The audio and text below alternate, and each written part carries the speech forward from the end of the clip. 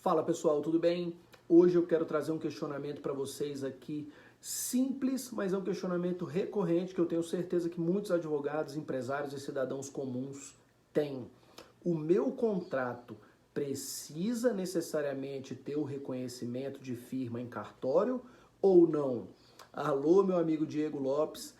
Esse vídeo vai especialmente para você que já me questionou algumas vezes, já vem me perguntando a respeito disso. Então, para você e para todas as pessoas que têm essa dúvida. Pessoal, primeiro de tudo, curte, segue, compartilha, comenta aqui, ajuda nosso trabalho, que isso é muito importante. Vamos lá então. Primeiro ponto que você deve saber é que não existe obrigatoriedade legal em regra para que todos os contratos tenham firma reconhecida em cartório. Tá? Esse é o primeiro ponto, ou seja, você não é obrigado de início a fazer esse procedimento.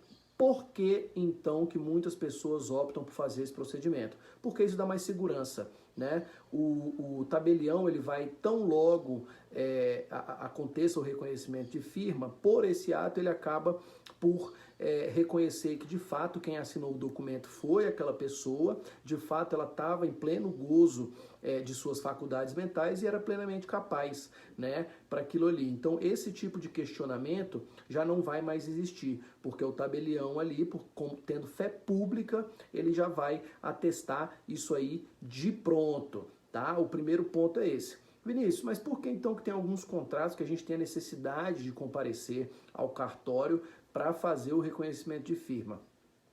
Provavelmente, todas as vezes que você comparece em cartório para fazer esse reconhecimento de firma é por determinação legal, né? Quando você tem um instrumento público, você tem necessariamente que reconhecer firma. Ou seja, quando você tem que comunicar ao Estado que você está fazendo a venda ou que você está fazendo algum procedimento, isso tem necessariamente que passar por reconhecimento de firma, tá? Então, quando você vende um apartamento, quando você compra um apartamento, na compra e na venda de um automóvel também, tudo isso você tem que comunicar ao Estado que está mudando de propriedade, tá? Você tem alguns casos também em contrato de locação, né, que em que pese não haver obrigatoriedade de ser reconhecido firma, você tem, quando você tem fiador, a firma desse fiador necessariamente tem que ser reconhecida, ou seja, há uma obrigatoriedade legal. Então eu repito, a regra é que não haja o reconhecimento de firma em cartório,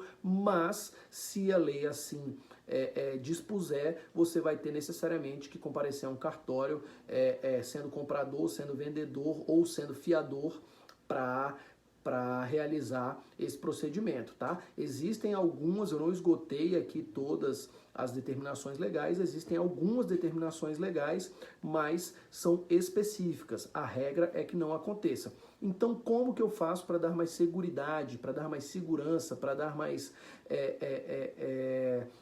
verdade ao meu contrato? Como que eu posso impedir o meu contrato de ser objeto de um problema futuro?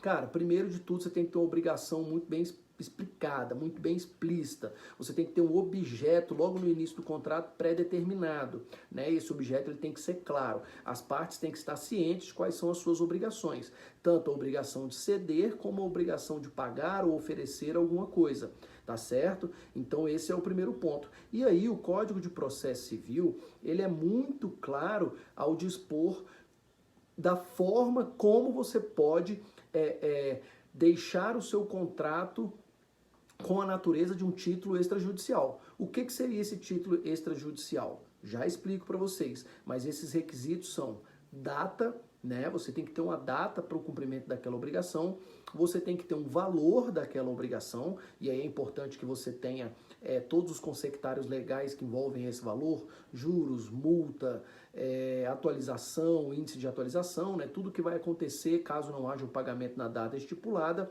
e aí você tem o ponto crucial, que é a assinatura de duas testemunhas.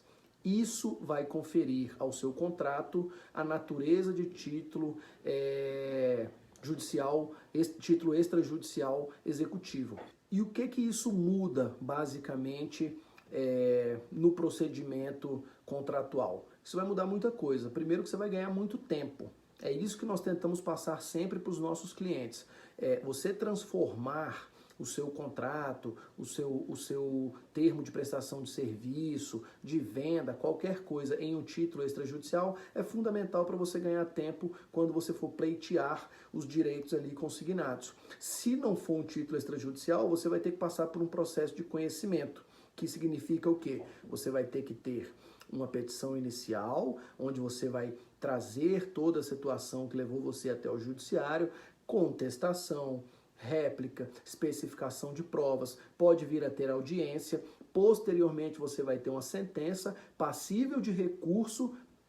E aí todo o procedimento judicial normal, o processo civil na sua mais pura essência. Então isso vai levar tempo, 2, 3, 4 anos, a depender da localidade onde você se encontra. Se for um título extrajudicial executivo, você entra com ação de execução. Meu amigo, ação de execução é o seguinte: você entrou, reconhece que aquilo ali é um título extrajudicial e a outra parte ou ela vai embargar a essa execução, né? Ou ela vai ter que fazer o pagamento em 3 dias, entendeu? Você vê que você já poupou tempo. O procedimento de execução, ele se assemelha muito ao cumprimento de sentença. O cumprimento de sentença, ele acontece somente depois do processo de conhecimento. No processo de execução, não há essa fase de conhecimento. Você, de pronto, já tem todos os requisitos de validade para você executar aquele contrato e transformá-lo numa ação de execução, podendo penhorar de forma mais célere valores, bens, você